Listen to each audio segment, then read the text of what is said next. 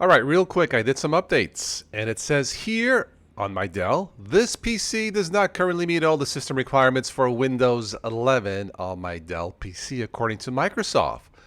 This may not be entirely accurate. Now, all right, so the issue here, the main point here is your computer, or in this case, my computer, I haven't checked yet, may have TPM 2.0, but maybe it's disabled. Now, I will have a link for this down below in the show notes if you want to check this out. Keep in mind that Windows 10 will be supported up to the end of 2025.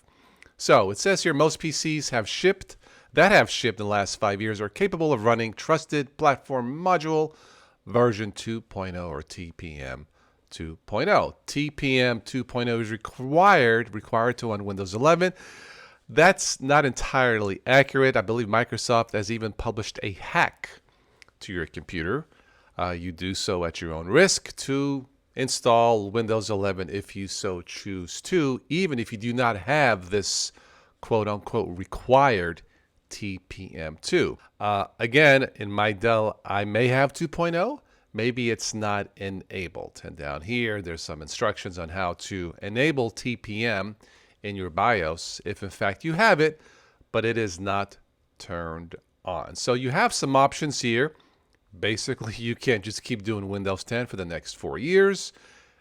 You can enable TPM if it's there in the BIOS, or you could install Windows 11 like I did on my other testing computer by using the hack. Not recommended because it's possible something can go wrong.